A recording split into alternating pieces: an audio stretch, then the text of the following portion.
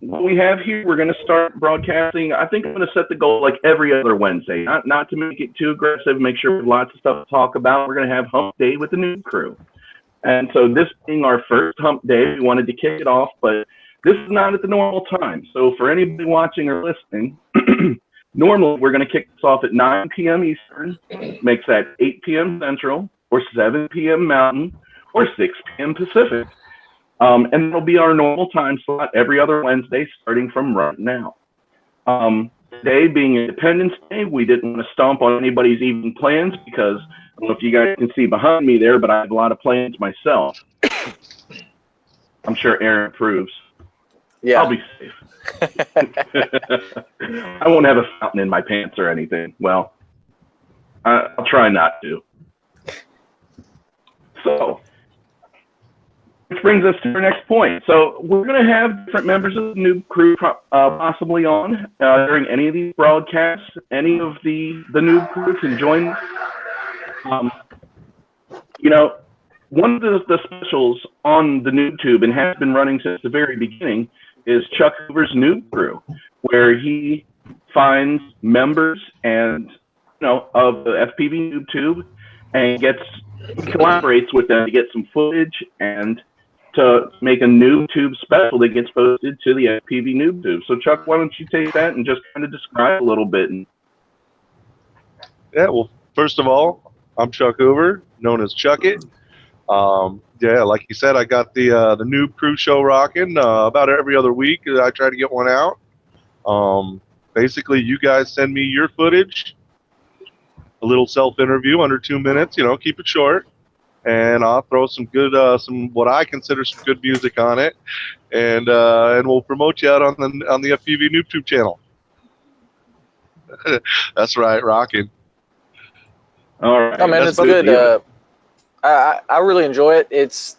It's something where I don't know if you mentioned it. I know you mentioned it in all your episodes and stuff, but where if you want to be able to share your footage or share your FPV experience with other people, and you may not have access to either a computer to edit on, or maybe you're just not good at it, maybe you're just awkward, you don't think that anybody will like your stuff. That's what we're here for. I mean, that's what Chuck's doing. He's getting you out into the community, letting people know who you are, and I think it's great. I mean, it's probably one of the most original ideas in the industry and the community right now, and nobody else is doing it. That's right. That's a great. Hold on, that's a great point, Aaron. Basically, my goal is for us to be able to just get to know each other, besides, chatting on Facebook. Yeah. I mean, through that, people have already met in person and flown together and become friends. So, I mean, that's really what this is all about. Yeah, Adam Plumb sitting right over there got hooked up with Mike, who's also here. How's it going? Pretty much because he was on the Noobcrew. Yeah. Yeah, that's my favorite thing about it. It isn't even the flight footage, even though we have seen some members come across with some pretty impressive flights. It's really getting to that little tidbit into the individual and getting to see a little bit of that personality. Whether it be timid or shy or in your face, doesn't matter. It's just a lot of fun because, this goes right back to what you started, Aaron. I mean, you didn't call this the Aaron, Icky, Leslie show or the Icarus, channel. You called this the FPVnoobtube. It was something that you, from the inception, saw as a community. And always wanted the focus to be the community, not an individual, right? Right.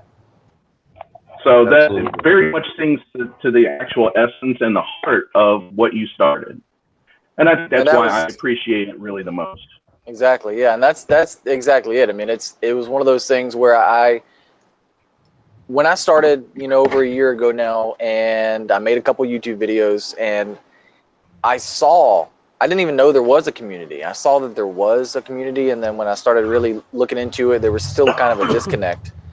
And Chuck actually had messaged me, I think made some comments on my videos and said, we need a place, we need a place to get together and share our experiences and meet and have fun and do all this. And he really pushed me to create the FPVnoobtube. And I'm glad he did, because none of us would have met, you know, regardless, if not. And it's just grown into something that I never could have dreamed of. Yeah. I was actually looking through the old comments on your old X220 videos, and shout out to Damo, because Damo is one of the OG noobs on the FPVnoobtube. Yep. He is, and he will be on these episodes if I have my way. I don't care if it's 4 o'clock in the morning there. He's going to be here. And we're going to make sure that his camera be backs up plenty so we can get that full fro effect. All of it. He'll be up. I don't know when that guy sleeps, man. I really don't. He's on all the time. But hey, let's introduce the rest of the people on the cast here. Yep. All right, so let's go right on down the line. It's the line that I'm looking at. And Mike Lane, take it away. Yeah, NightTrain FPV, Mike Lane, live up here in Michigan. I've been flying about a year. Met Adam and all them through the NoobTube community, seeing on YouTube, and been a ride ever since. What you flying, Mike? Flying Ghost Mode 2, flying an Alien Kissed Out V2. Yeah. Good shit. Ghost is a couple of different ones, but yeah, that's the main ones I'm flying right now. Right on, Good deal. Yep, Mike is, I got the chance to meet Mike. I know Chuck's met Mike as well, if I recall correctly. Got the chance to meet Mike when I went up to Michigan a couple times. And as it turns out, Mike and Plummet are both best pals in every essence of it. I watched these guys bicker like brothers and everything. The only thing they didn't do was get in a fist fight in the park. It was awesome. You know, it just goes to show the closeness. Yeah, we have a good time. Yeah, it was good. And you know, when we went up, it was the middle of winter. Everything was flooded and or icy. In fact, yeah, it was the middle of winter and they were hitting a slight thaw, so their normal park was really a pond. It was just a mess, and we still had a great time. Bunch of us sitting in the field who aren't used to flying together, knocking each other out of the air. Oh, God. It was the essence of the noob. Poor Todd Elgin. Yeah, it's all good. So, running down the line, we got Adam Plummet. It's all yours, brother. Oh, man. I'm just chilling out on the porch. It's too hot inside. Was working on my chameleon, but I gave up on that. I can't get rid of the jello on the cam. I just got to break down and buy a new one. Is it jello in your HD camera or in your FPV camera? FPV cam. That talks here. Right there, buddy. Do what? I'm brand new and sitting right here. I break that one too. Well, that's fine. Did you check the sensor? Did you open up the camera and check the sensor inside to see if it wasn't loose? Oh, yeah. It looks fine. I even put some foam behind the board. Yeah. I put foam behind mine and everything, and it ended up pretty good. The actual sensor on the board itself could just be loose or damaged, so I don't know. Are you soft mounting your FC? What's that? I said, are you soft mounting your flight controller? Oh yeah, it's soft mounted. All right. Well, we'll have to dig into that later. What I wanted you to do was introduce yourself, Adam. Tell us a little bit about you. Sorry. Yeah, man, I'm Plumb. I live up here in Michigan. As you guys said, me and NightTrain, we fly all the time together. And lately, I've been breaking all my stuff, but you guys get Mike let me fly some of his gear for a minute. Good deal. Now, one of our newest members, and I mean that in a lot of different ways. So, you know, the handful of us that you see in here, we've been around since, I want to say pretty much the beginning. Some, you know, maybe a few weeks earlier than the others, a few days earlier than some of the others, but for the most part, since the beginning.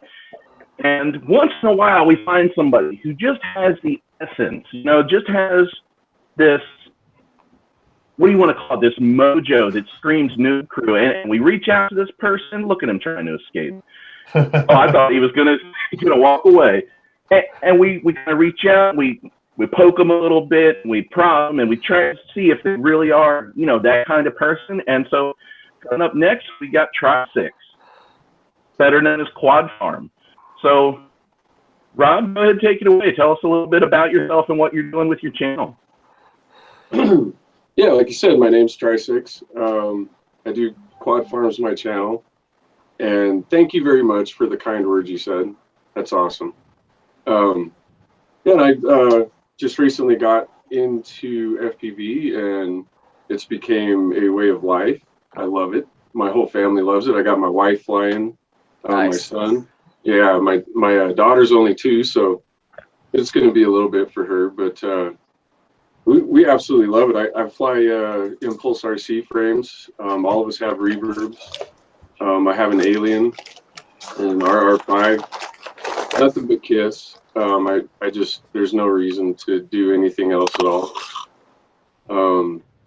Yeah, I'm just really happy to be part of this group. It was the first group that really reached out to me. They helped me, you know, build and learn to fly, and just really happy to be part of this group. It's a good fucking group right here. I'm telling you, like, these guys Glad to have you, man. Are cream of the crop.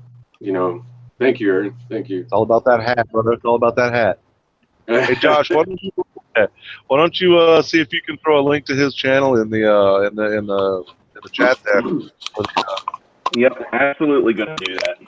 And while I'm messing with that, you know, one of the things that we're going to have on this show, we're going to try to line up our guests, you know, just people from the community, people from other communities who are all doing the same thing, who are active in the community.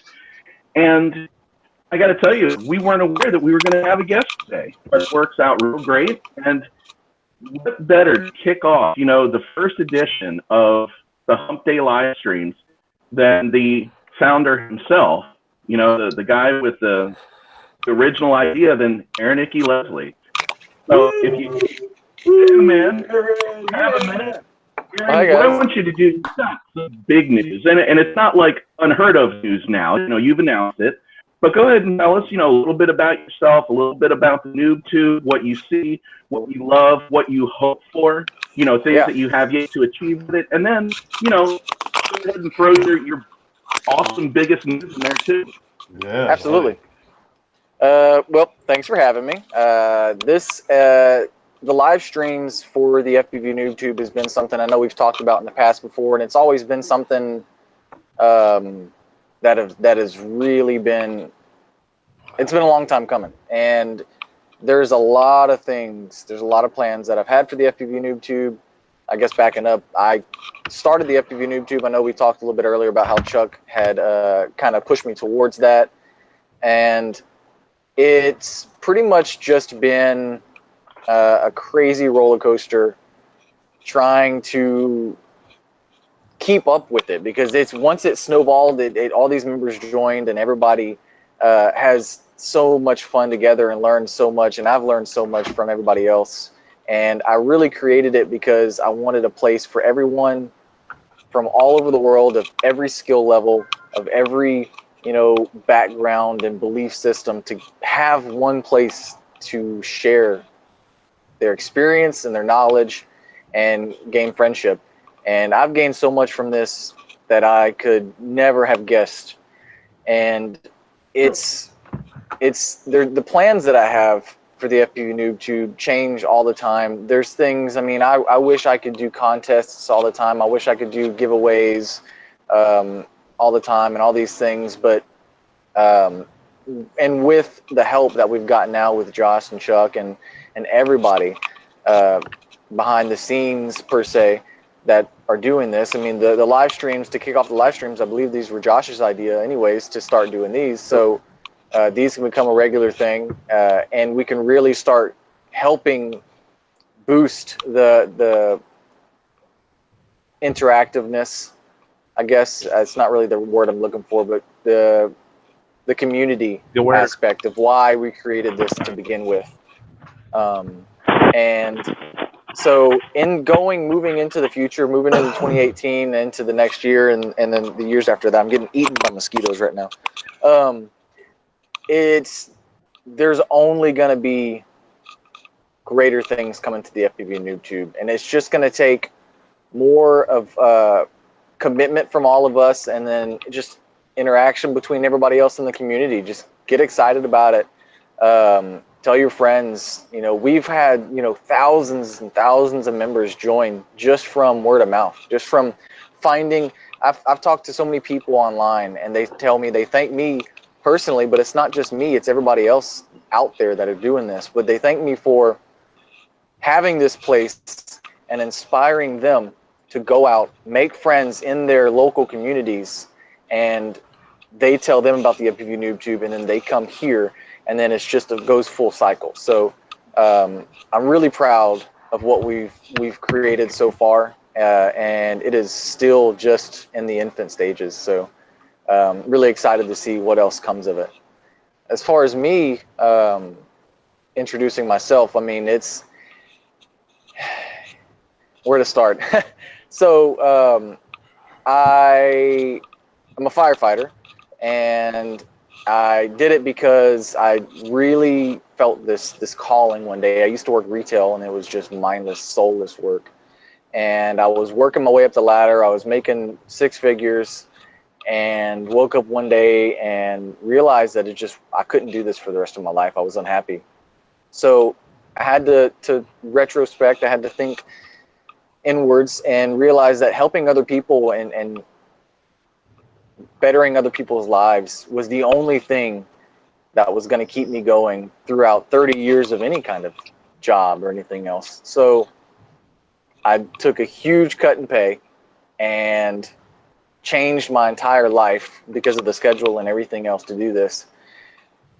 And when I decided to create the FPVnoobtube, it just felt normal because I just like helping people. And if it's helping people learn, or if it's helping people find friends, or to have a place, a safe place for people to be, it just feels right. So to me, it's just all full circle. I don't really spend as much time and attention on it as I'd like to. That's going to change.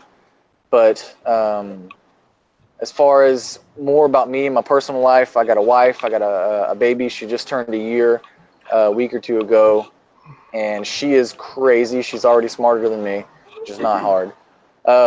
I have a separate channel I made for just me and my antics and everything, because recently just got into this binge of just making silly videos and freestyle videos and everything else, just drone comedy and stuff like that. So I've really been, it's just been eating at me. It's one of those things where it's like it just bothers me until I do it. So that's why I've started doing that. And then from that has grown, I've always had this goal in the back of my head, but I couldn't put it into words. And it's starting to come to fruition, because I recently, like Josh has been trying to get out of me, is that I got picked up, I got sponsored, my first official real sponsor, which I thought was unreachable for someone like me, you know, a noob that just gets on and does stupid stuff with Makepods and makes silly videos, by Rotor Riot. So Rotor Riot Hype Train, technically, Hype Train sponsored pilot. And it's ridiculous. Like this journey, the FPV, I would not be here right now telling you that I'm sponsored by Rotor Riot, sponsored by Hype Train, if I had never created the FPVnoobtube. If I never decided to make a YouTube video about how to fix your Eashing Wizard or whatever, we wouldn't be here saying this. And it's so crazy to think that it could really happen to anybody. Anybody out there that wants something bad enough can have it if you just make the right friends. You just get out there and do it over and over and over, even if it sucks. If you suck at it, you keep doing it, you know, and eventually you stop sucking at it. And you're always going to think you suck at it, just like I do, and everybody else tells you you're stupid, and like all these guys do. Right. And if you've got to have the support, you've got to have the friends, and the community and the place to do it. And that's what this is all about. It's about having the friendships and the support and the backbone for you to be able to do whatever your heart desires. And if it weren't for any of these guys here and then many other people that aren't here, I wouldn't be able to say that I'm a Rotor Riot Hype Train sponsored pilot. And what does that mean right now? I don't know. It just means that for now I get products. I get a little bit of promotion through the Rotor Riot family, a little more notoriety. I have kind of an in, I guess, with the Rotor Riot family. So if they're in town, they'll kind of hang out with me, and then they want me to go up there and hang out with them and do some stuff. But not necessarily not going to be like the next Ladrib or anything like that, or even Bot Grinder, because he's kind of in the area. He's able to be on a lot of the episodes and stuff. But yeah, no, you're going to be bigger. It's exciting. It really is. And it's what I'm really excited about, and I haven't really put this into words yet. I haven't expressed this to anybody yet.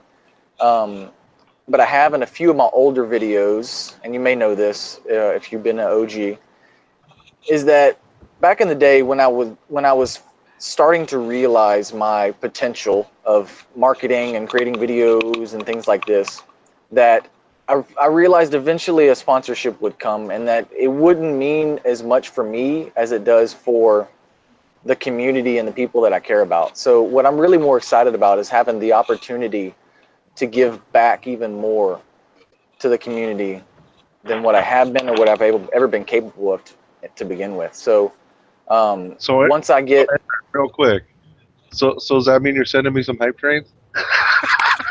We'll see, man. I still got to get mine first.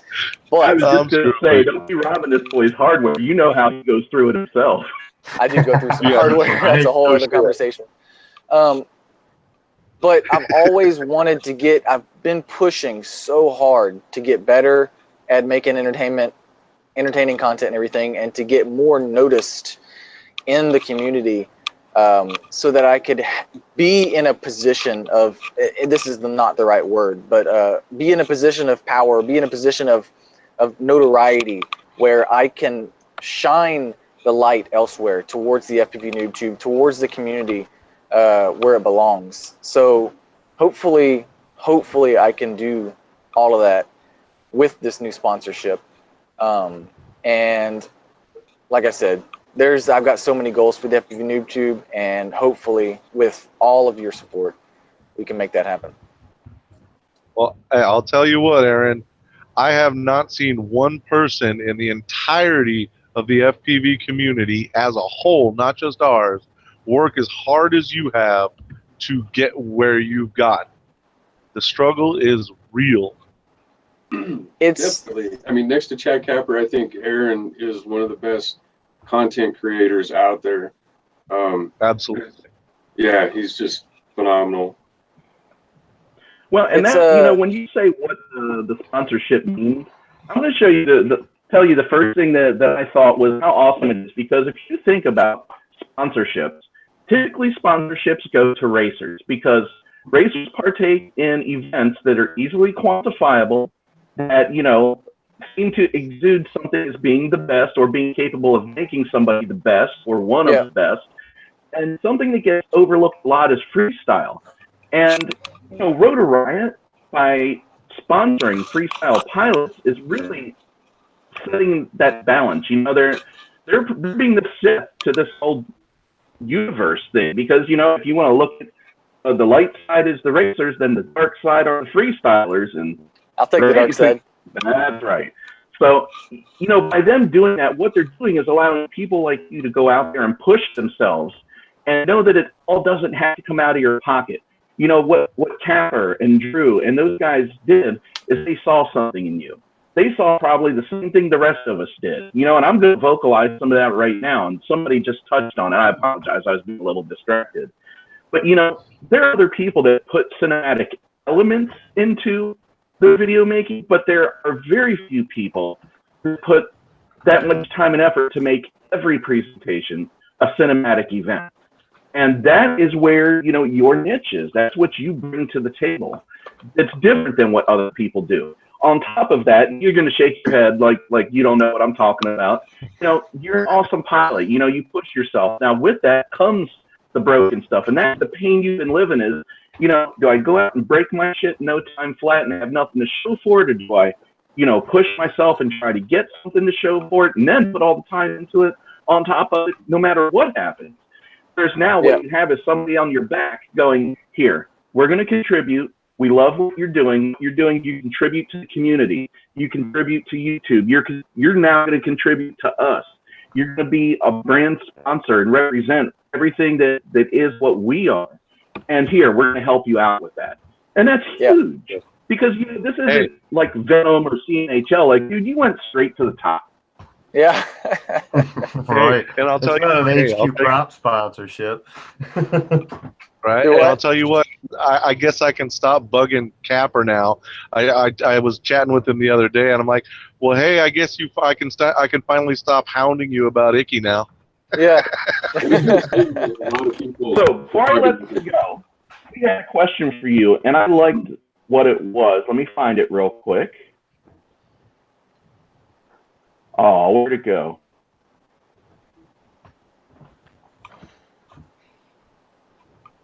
Of course, I completely lost it. Oh, so we have somebody in chat named Double A, and he said, Aaron, how many other Aarons have you met? Well, counting Double A and then the other Aaron that me and him both met in one of Bot Grinder's live streams, I've met one, or yeah, counting them. So 1, 2, 3, 4, 5, 6 or 7 for sure. So yeah, not too terribly many, but those are all the double A's, the double A runs, the AA runs that I've met. Nice. That's good. You know, always be stingy with that. You know, you got to make somebody that lives up to even the shadow of what you are before you can let them have your name, you know? Yeah. Good deal. All right, guys. So I've been here kind of guiding this thing and doing a lot of talking, but I'm going to throw it out there for you guys as well. I'm Josh Withrow, and everything that you find that, you know, points to me is Josh Withrow. I just use my name for everything. I'm doing this for about, well, yeah, we'll get to that. These guys. Everything publicly that I do is, you know, Josh Withrow. And I've been doing this for about 18 months. I can remember stumbling on the Steel video, you know, or an Aaron video. I actually found his very early because my first squad was a wizard, and I was looking for, you know, what I can do with this thing and how I get it to behave and how I can learn to fly it and blah, blah, blah. And, of course, it was right there. And very early on, I just started kind of sharing the experience. That's nothing new. You know, somebody sharing their progression through this. There's a lot of people that do it. And in doing such and going through and having the discoveries of, you know, how to do something or what doing it accomplished or even the struggles of doing it.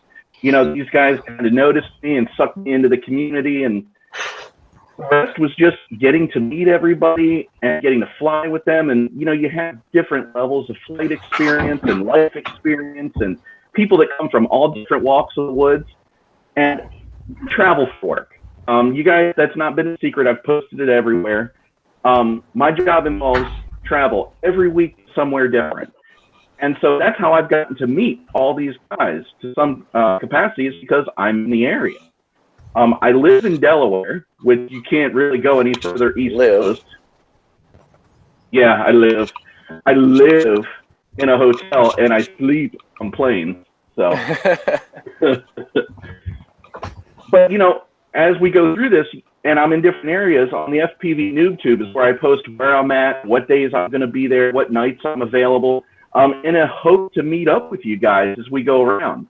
Not stealing Chuck's Noobcrew thunder. It's not the intent. It's just fly with you guys and get to meet with you guys. That's really what turns me on. Not like in swelling my broccoli or anything. But you know, that's what I love. I love meeting you guys, having a bite to eat, and sharing some packs. Exactly, man. I think that you couldn't have said it better, man. Me as a truck driver, I kind of get to do the same thing, not quite as frequently because the job's pretty taxing. But you know, I've gotten to fly with Aaron, with Adam, with you, Josh, you know, and a few others, Josh Ketchum, and it's been the absolute highlight of this hobby for me, is the people that I've met, and I'm just pretty damn grateful for it, you know. Yep. Me, you guys all know, I'm a KISS fanboy all the way home, you know. I fly me a reverb, a Hype Train reverb, V2 with the old 24 amp PSCs just because they're way more consistent and not breaking. Yeah. And just to let everybody know, in a month or two here, I'm actually going to be doing a semi-budget KISS build video, because the #1 complaint of everyone is that, oh my God, KISS is too expensive. I can't justify spending that much money. And I'm going to show everybody that it is entirely possible to buy and build a KISS build that flies fantastic and is durable as hell for roughly $300.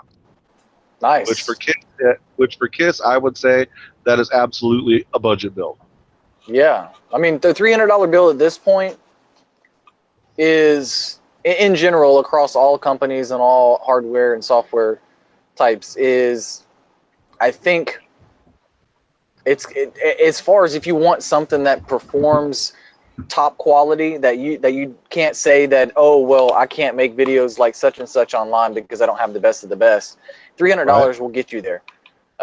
There's no reason that you should have to spend more than that, and that's not even, and that's a budget build. I mean, if you think about the money that people are spending, you could spend $100 on a frame, you know, and then over $100 on motors. So yeah, I mean, but I'll be excited to see what you can come up with, because like you said, everybody thinks that KISS could be really super expensive, but I think that $300 for a build that you can really thoroughly enjoy and have a whole totally new flight experience than what you've had before is worth it.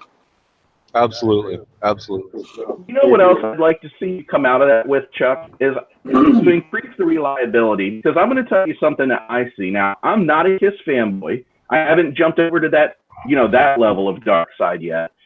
But something I see a lot are two things. People complaining about the hardware not working. Like, you know, it worked just last night on my bench. I got out to the field. It doesn't work. ESC lights aren't coming on, or something's not happening. I can't fly it. Or things are just spontaneously combusting. And I mean without even hitting stuff, right? I mean, so I see a lot of that. Now, we see it with all hardware, but I see it a lot with KISS. And I'd like to see if you can figure out if people are just doing something wrong. Yeah, I do have something to say about that. Go ahead. Go ahead. Well, I was going to say, I will tell you right now, I am not a fan of the 32 amp ESCs. As far as I'm concerned, they have inferior soldering done on them, and MOSFETs break off, and I think that is a lot of the problems people are having with shorts and you know, signal lights not coming on. I've gone through it. I've gone through hundreds of dollars of those things, so I think I can say a little something about it. And I moved back to the 24 amps, which are workhorses. They don't fail me, ever. And don't be scared of a 24 amp ESC, because most of the industry and most pilots right now are going to the 30s and the 40s and everything. Yeah, the 24 amps have worked for so long, and if you can find a motor that pulls more amps and performs at such a peak performance than a Hype Train, then more power to you. And those I've never blown an ESC ever on the 24 amp KISS ESCs. I've destroyed some, but I've never blown any. And I've blown SpeedX 30 amp ESCs before, so the quality of them is there. This isn't like a try to get people to fly KISS thing, but I think at the heart of the FPVnoobtube is always you know, spreading knowledge and understanding. So KISS, there's a few reasons that people are scared of it, and there's a few reasons people are blowing things up. It's going to be because they don't know how to use their hardware, be it flashing your ESCs. So you can flash your ESCs, or you can get 2 different sets. You can get a whole set of 24 amp ESCs and just throw them on your quad and catch it on fire, because the software, the firmware on your ESCs is different. You didn't flash them. So flashing your ESCs with the wrong firmware can catch them on fire. So to say that, you know, it's a bad product because of so many experiences is, you know, it's unfair. But then at the same time, like you were saying with breaking off MOSFETs and or little pieces and things off of your ESCs, I've done that to many different ESCs, SpeedX including, because just on this recent build that I had some smoke and I was scared. My ESC caught on fire just when I plugged it in for no reason. And this was a Betaflight build. And if you look at it, a lot of what people are doing, a lot of the people that are having the issues are beginners. They're noobs. And, you know, even professional pilots are guilty of this, but you're not inspecting your hardware and respecting your hardware, because the stuff that we're putting these things through is way, way more than what the engineers and the people that started designing, because all these chips, these ESCs and all these things weren't designed for what we're doing to it. You know, this is all adapted technology that they adapted to the mini quad industry. So all the large impacts and everything can really take a toll on them. So just for instance, on this one that caught fire, when I lifted it up, I lifted the tape up on my ESC, and it picked up the ESC, and all the caps and everything that were on my ESC were stuck to my arm. So just from the vibrations and a few crashes, the caps came loose from my ESC and were sitting on there. And there's no telling how long I flew it that way, but without regularly checking and inspecting your hardware, undoing your tape, blowing it off, getting some of that dirt out of there, you don't know what's loose and what's not. And you can have so many different issues. So I'd say first and foremost, just taking care of your equipment and regularly inspecting it. After each flight is a bit much, but honestly, depending on how you fly and what happened, it should be done.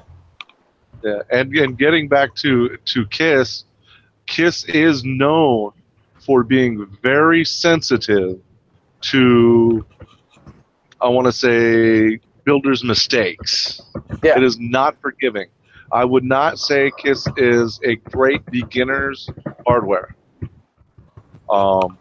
Not necessarily. The reason is it goes full circle, because you have the issues that people say online, so people are scared of it. A lot of people don't use it, and because a lot of people don't use it, there's not as much information out there for the new people to get into it. So what I would say is KISS could be a great beginner hardware to use if there was as much information out there for it as there was for Betaflight. So if you can go on a YouTube and just find a Betaflight setup for anything, and it's right there. But the reason that a lot of people are having issues and that they're scared of it, and the reason it's not a good beginner setup, is because the information is just not there. That's absolutely true. There is hardly anything out there for KISS, especially the new stuff. Yeah. And, you know, that's why I poked that bear, you know, about, you know, KISS is expensive and KISS blows up all the time, because when you put those things together, you know, you have something that, especially as a new person, not everybody's just going to decide, well, yeah, I want to go straight to the top. Let me buy this new thing that likes to set itself on fire. I love buying hardware every week. You know? Now, that's an unfair thing to say, but I'm trying to be a little controversial at the moment. Well, I've seen KISS sure you have to be. I mean, very if you're not, then for some people. But then if you look at most of what's out there on the forums, you have two extremes. You have people that KISS is awesome, and then you have my rig always catches on fire. I can't fly.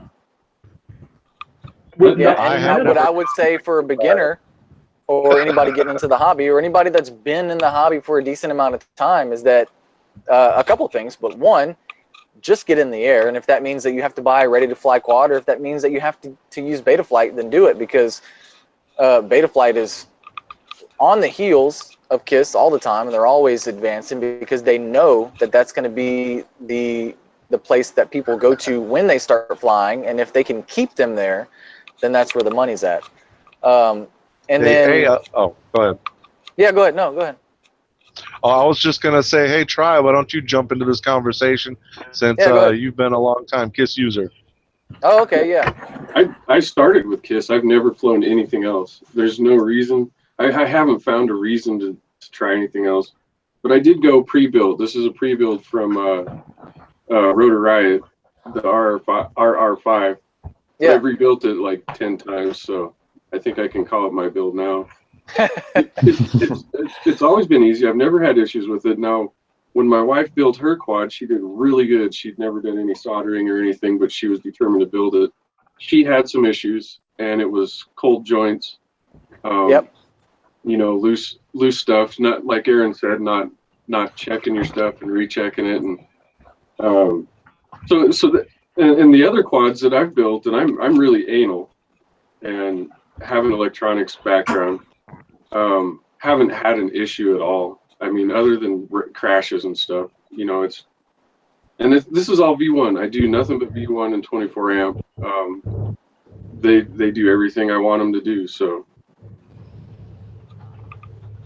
And for all the doubters out there that just says, hey, KISS is too damn expensive, I literally just got 4 or 5 24 amp ESCs and a V1 flight controller from Rotor Riot for under $100. Wow. Chuck, when you're doing this build, are you buying spares? Because I would be curious, you know, when you talk about a budget build, I have a rule for any build, okay? My rule, you guys know, is I always buy extras. Some of you guys don't know this. When I buy a frame, I never buy one frame. When I buy arms, I never buy.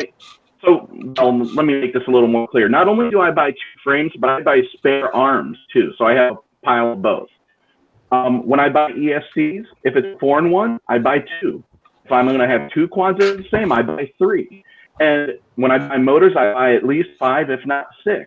When I buy an FPV cam, I always have an extra one around. And I do this because I don't want to not be able to be in the air.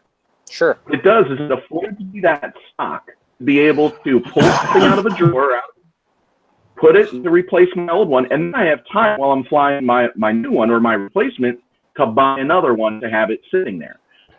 When you do this budget build, are you doing it with spare parts in mind, or are you just doing the essential build? Basically, the essential. That is why I say roughly $300, because it depends on what parts you want to use. I mean, just as an example, like I don't care if I'm giving it away, I'm putting a Swift 2 Mini in it, or Micro, and that's going to cost a little bit more than say your cheaper CaptHooks or something like that. And I'm also gonna. I already had some spare parts, so I didn't necessarily order anymore. But yeah, that's why I say roughly. Cool. Maybe I'll call it roughly $300 to get in the air. Yeah. Josh, I know we had spoken a little bit about the live stream before, and you had mentioned that you wanted to keep it not necessarily structured or on topic, but have specific reasons for people to show up and listen to it. Right now we're introducing ourselves and introducing our personalities and trying to keep the ball rolling, but did you have anything specific for this besides just the introductions or anything like that? We did. And we've actually hit most of the major points, which is why I was just kind of letting this roll. So for you guys that are here that are interested, this is not going to be a live stream where, you know, it just runs for like 4 hours. We want to have a purpose to be here, something structured. One of the things I'm going to be putting together for every show, and I'm not necessarily going to put it all out there because I want you guys to tune in, you know, but we're going to have a sort of agenda. So our agenda for this one was to get all of us interested, oh my God, to get all of us introduced so that you guys could see some of the Noobcrew and have a little bit of background from some of the people you're going to be seeing. Sometimes you may have this collection of people. Sometimes you may have a different collection. Sometimes it may be a reduced collection of people. But we're always going to have hosts for this. So we wanted you guys to know who you'd be seeing. The next thing, we wanted to talk about some of the FPVnoobtube shows. Like, you know, we introduced Chuck's. And I'll tell you, I'll take this opportunity to get back on track for that a little bit, because one of the things that I committed to early on and I've kind of fallen off of was called What's a Noob to Do? Which would be another series And it was actually kicked off by Aaron. If you look at his first Wizard videos, he always put in there something about what's a noob to do. And I was like, that's a great name for a show. Because one of the things that the channel started to get away from a little while was the noob's perspective, which is kind of natural, right? You know, you start out, things are fresh, but as they progress, you move out of that. Now, what that did, though, when the channel started moving away from it, was it was almost like false advertising. One of the things I love, I have a background in teaching. I love teaching people. I love being in front of people and giving them new skills and new knowledge. So it was very natural for me to see that and go, I see a void and want to fill it. So one of the things I'm going to be bringing back is what's noob to do. Now, the first episodes were a little lengthy, and they were lengthy because of the subject matter. It was, you know, I'm just getting into quads. I don't know what to buy. How do I know what to buy? What are my different options? What are all these things I'm seeing? And then once I get it, what it took you through is buying an RTF package, a ready-to-fly package. Once you get it, what do you do with it? We're not even talking about how to fly acro. We're just talking about setting it up with an industry standard configuration to be both safe and reliable. So the first ones are long. After this, they're going to be more like your Icky quickies, where, you know, it's just a couple minutes. It's talking about a skill. It's talking about mindset. It's talking about a philosophy. It's talking about something related to what you're doing. Okay? And it'll all be noobish oriented, meaning that some of the experienced guys may have probably figured it out by now, but the new guys haven't been exposed, maybe locally, and maybe we can imbue a little wisdom on them. And, I like to say I really appreciate that because, like you said, there is a void that was left, and I really didn't want to. I really didn't mean to, but I know you guys had picked up the ball when I really needed you to the most, and it was hard for me to get back on that horse because I had already grown so much exponentially in my knowledge and then in my flight skills and everything else that it was so hard to get back into that groove that I really dropped the ball, and I still feel pretty bad about it, and I always beat myself up about it. But to have you guys help do this just means the world. And I've got some great plans for some videos.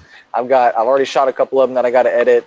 The Icky Quickie is a really good point because that was a thing that I started that I think is probably a really good idea, and it really caught on very well. But I just didn't keep up with it. So and. Honestly, the God's honest truth is, and this goes along with the reason that I'm so happy that I'm sponsored to begin with, is because that I can use that leverage to help the community. But the reason that I had taken time and energy and attention away from all of that is because I was trying to build myself up. Part of it's probably selfish, but at the same time, I was doing it from what I thought at the time for everyone else as well. So, you know what? I don't think it's selfish. Hold on, guys. Aaron, let me get this. While we're on that subject and you're feeling extra guilty, I'm calling you out, bro. I want to see some trick tutorial vids. Okay.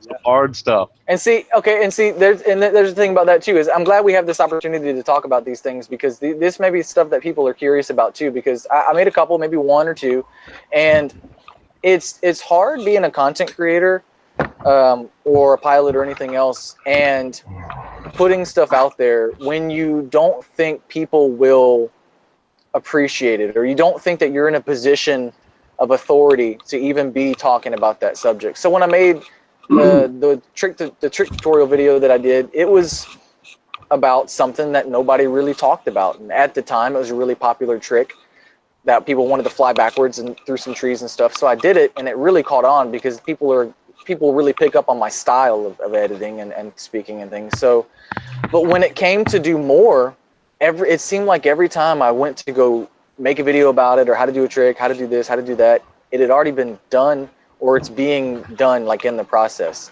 And right now it still happens. Oh my gosh, hang on. Right now it still happens where I'll get ready to shoot a video on something, and now it's Drib keeps taking my ideas. So I'll get to I'll go to, I'm serious, like I'll have plans to shoot a video, and then I go to YouTube and I see the title of his video already says that. And see, that's not an excuse to not put out content, and it's not an excuse to not help you guys, because not everyone watches his stuff, and not everyone has the same view or the angle or the way that I explain things. So, which you're pretty good I'm excited at. to get back in the saddle. I'm bugging you about it.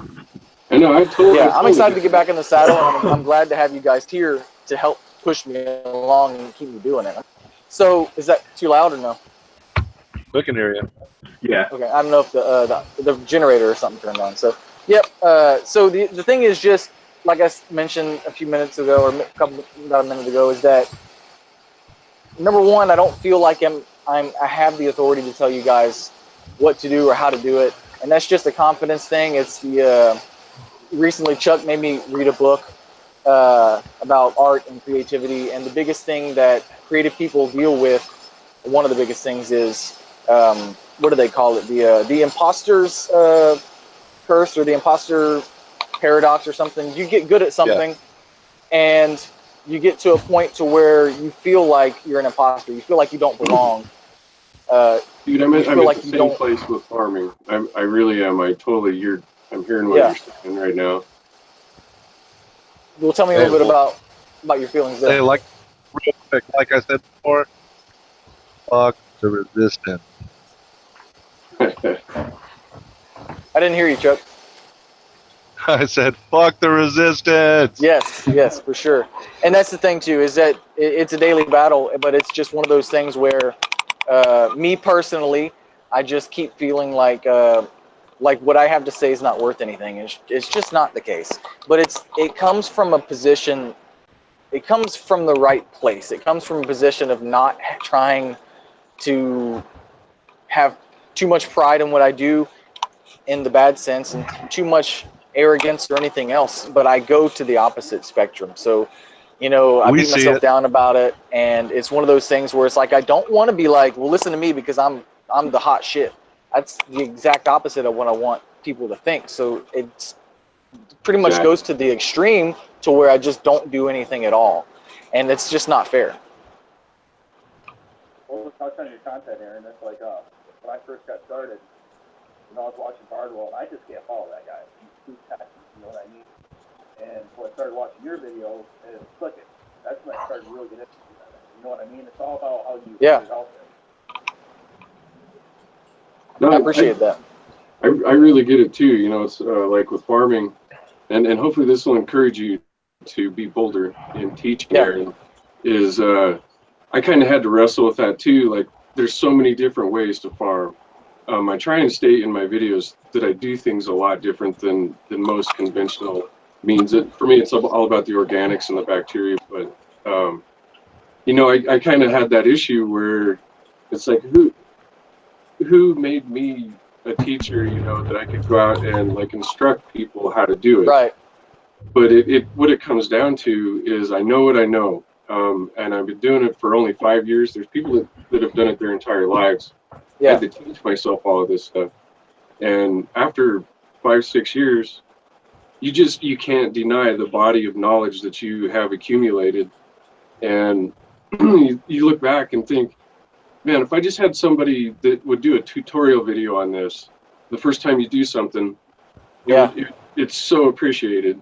And so that's what really inspired me to do the farming tutorials. Is it would have been nice if I would have had that. I had to go out and actually find gurus to teach me. And well, I'm excited to see what you can come up with this. If you haven't already, I'd like to see. Do you have like a separate channel? I guess you're going to be doing that on, or whatever. I don't know, but let me know the process along the way. And I mean, I haven't offered my help, but I don't feel like I should have to, because I'm always here.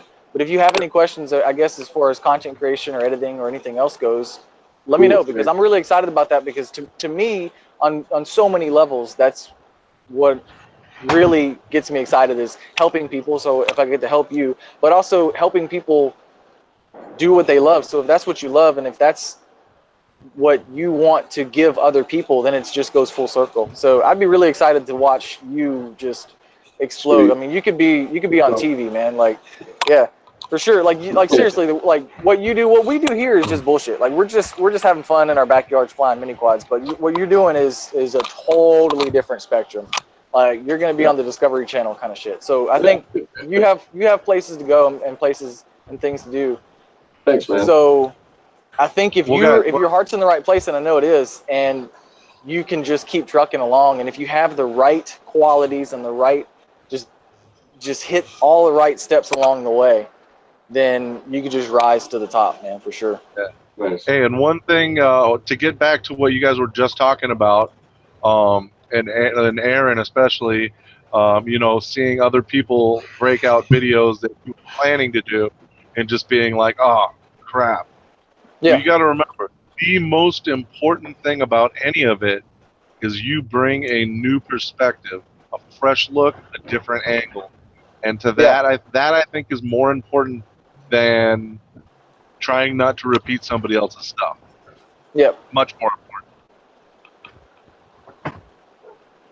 So what I think anybody watching can take away from this is, if you really have this feeling like you have something to share or something that you can give to the world in any kind of value at all, just do it. You know what I mean? And the thing with another thing that I learned from the book that Chuck had told me to read, the War of Art is what it's called, is to really analyze yourself and analyze your metric of success. And what that means is your bar graph, the way you even measure your success in this world, no matter what you're doing. Really think about what that means to you, because you know, for you, if you're making your farming videos, or anybody else, like I said, if you have something to share, something to give the world, don't look at how many people saw it and how many people took something from it, because I'm guilty of that. Everybody's guilty of it, and I battle with it daily. But don't look at how many people took something from it. Look that somebody did take something from it. So if I put a video online, or if you put a video of anything, whatever it may be, and 20 people watch it, and then 5 people comment saying, thanks so much, man, I never could find this information anywhere, or this inspired me to do this. You inspired 5 other people in this world to do something that they would have never done before, or gave them the knowledge. And that is so valuable. You know, 10,000 people would have been nice, but that's not the point. The point is that it happened, is that we have this ability nowadays to do this, that nobody in the world, in the history of the world, has ever had the ability to do, and that's to share our knowledge and share anything with the world, across the world. I mean, I've got people in Japan, Italy, Africa, South America, you know, comment on my stuff and then message me thanking me and doing all this stuff. And it's just, it means so much, but it's so easy to push it aside and think and look at other people's metric of success. You look at Mr. Steele's metric of success. His metric of success is, how can I get more gas to put it in my van to drive across the United States and eat tacos and get 100,000 views on a video of me going bro and flipping a bottle. So, and that's I'm being funny, but that's not, so his metric of success is different. His success is, okay, people are still watching my shit. Your metric of success needs to be down here. Yes, you can raise it, but it needs to be, can I impact other people in this world with just what I have on my person, which is your voice? Can you use your voice to impact other people and to spread knowledge? And that's, I think, is at the heart of the FPVnoobtube. And you just need to be reminded all the time, daily, to go back to that and to appreciate what you've got. As an educator, hold on, I'd like to add one thing to that. It was actually a quote I heard the other day, and I absolutely took it to heart. Don't compare yourself, or no, excuse me. Compare yourself to who you were yesterday, not to what somebody else is today. Damn, yeah. That's Jordan Peterson right there. Like, message me that, like, in Messenger or something later, because I'll forget. We're going to have to make you bumper stickers put all over your windshield. Yeah. It's a daily struggle. And some people are better at it than others. Some people are, it just depends on the mindset you have, the chemistry in your brain, your upbringing, and a lot of things, and who you surround yourself with. And I'm so lucky to be surrounded by you guys, because I wouldn't be doing this today if it weren't so. Because some people are just different, they're wired different, And for me, my metric of success has been the wrong one. And I'm able to really retrospect and be surrounded by people that can keep me on track daily. So if you guys like what I do at all, if you're excited that I got sponsored by Rotor Ride, if you like my flight videos, my editing, and my how-to videos, it's these guys right here. You can thank them, because I wouldn't be doing it today if it weren't for them. And that I can say, hey, we could say the same for you, Aaron. yeah. Yeah, exactly. Look, So- when you are a content creator, you have to look at yourself almost like an educator. And I'm going to share something, because I've been an educator for over a decade. Okay, I've been teaching people. I've been providing what is actually a formal education. Even before this job, I used to teach web design, programming, computer repair in a school setting.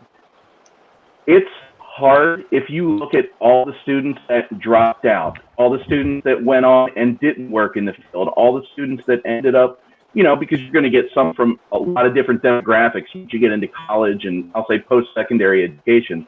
The ones that completely fell off the wagon ended up in jail, or any number of things, right? Yeah. But I taught in the school setting for almost 6 years. And I have exactly one student and all that time that went on and took herself above and beyond. And initially I was looking, well, look at all these people that I can't connect with, and look at all these people that are dropping out, and look at all these people that went through the class and finished and are cutting hair instead. And what I learned was that, what I'm doing is communicating. Communicating is a two-way street. It's just like your transmitter and your quad. If you're transmitting but the quad's not picking up, it doesn't matter. Great right? analogy. Well, Yeah. for real. And all that means is you're going to broadcast your message. You're going to send your signal. And you're going to have people that receive it, and you're going to have people that don't. The only thing you can do as an educator and as a share of knowledge is broadcast it. And you can't judge yourself by how many people pick it up. The fact that even one person received your message is a success. Because what that's telling you, the second even one person receives it, is that there are other people out there looking for what you're giving. And that's something that's really easy to overlook. Totally true. Yeah, I mean, that's Speaking of communication, what do you think about that, Mike? he's still there. Yeah. I love using the networking and everything. Jumping around and everywhere, trying to find different places for us, hanging out and finding info has been great for the last few months and whatnot. It's out there and it's growing. All right. Well, guys, here's the deal. So what we've just gotten through here is the first Noobcrew Hump Day. Again, going forward, these are going to be an evening event so that we're catching people after work, but not too late. We're trying to hit the full spectrum there. They are going to be guided. We are committing to 1 hour, okay? I mean, if it runs over a few minutes, that's cool, but we're just not going to have this thing running indefinitely with a bunch of people reading comments out of the chat. We want to talk about things, and we're going to be taking things that we see from the community and in the news that are drone and FPV related. And we want to talk about them a little bit, put them out there. Some of the problems with the stuff we see are the fact that they're not out there in the forefront being talked about. On the contrary, you have a lot of people going, no, don't talk about that. You know what? This stuff needs to be talked about. So, you've gotten an introduction to your hosts. You got to hear Aaron's awesome news. Congratulations again, brother. I mean, you have totally earned it. We've addressed some of the other items that you can expect to see on the channel. Again, keep an eye out. Chuck already has a queue for people running through the Noobcrew. I've definitely got a list of ideas that I have written down. I've actually got my outlines done. I just need to sit and do them and get them up for what the noob to do. We have extended an invitation to Quad Farm, to TriSixx, that if he has an idea and wants to commit some content to the channel, that we think that would be awesome, because he imbues so much of what the FPVnoobtube is. Yeah. One thing before we go is, this is on the same thing that Josh is talking about, is content coming to the FPVnoobtube live streams. Let us know who you would like to see, because I'm excited. I'm like getting goosebumps now because it's all coming full circle. And this, I've said this a few times in this live stream, is that I'm now in a position where I have leverage. I'm excited because if we want to have somebody on this live stream, I can ask Chad Capper if he wants to be on a live stream. He'll say yes.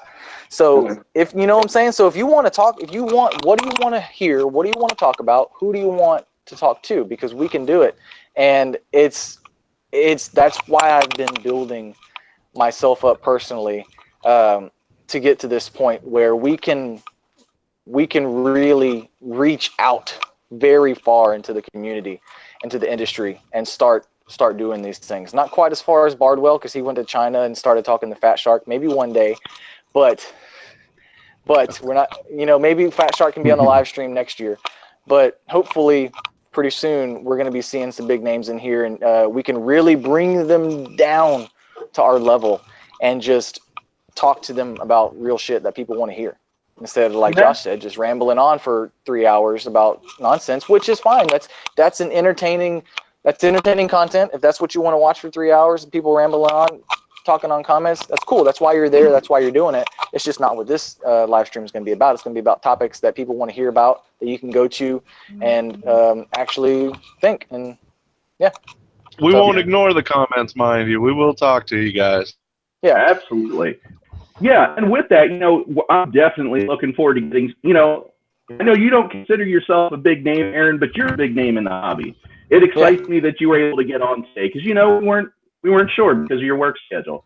I'm looking forward to having some awesome big names on here, but I'll be honest, I'm also looking really forward to having the Dead Band guys on and having the Drum Network guys on and having just, you know, absolutely. One of the things I want to do that I mentioned to Chuck is when he puts an episode of Noobcrew out, I'd like to have that guy on. You know. Yeah, and that's the thing too. Is I was going to say is as much as excited as I am about having all the people you mentioned and then all of the big names that I can hopefully reel in to be on the show, as much as I'm excited about those people, I'm that excited also about you, whoever you are, just any random guy, any random noob that we can just have. We have a spot and that happens to work that week, and we can get you on the show. I'm excited about that because that does everything that we've talked about today during the stream. It gets you in front of people, gets you talking, and gets your perspective out there, which is one that no one's ever had before. So whatever we're talking about, you get on here, you start opening our minds and opening everybody else's minds to what you have to say, or just hang out and, you know, ride along. But that's going to be pretty cool that we have a place to do this. Yeah, absolutely. So unless you guys have anything else you want to say, that's all I have. So I'm going to go ahead and wish the audience a happy crashing. Yep, and 4th of July, Independence Day if you're in America. Thanks, Josh, for putting this together, and Chuckit, and Mike and Adam for being here, and a special thanks to Aaron for, you know, gracing us with his presence. That's awesome. I wasn't sure if I was going to be able to do it where I'm at right now, but I was able to do it, and it doesn't seem to be an issue, so I'm happy. Yeah, fucking hey, man, that was awesome. I'm at work. It's a secret. Shh. All right, guys. Thanks again for tuning in. Again, every other Wednesday. So not next Wednesday, but the one after. We're going to have another one, and we hope to see you guys there. Peace out, guys. Thank you, guys. 2 weeks.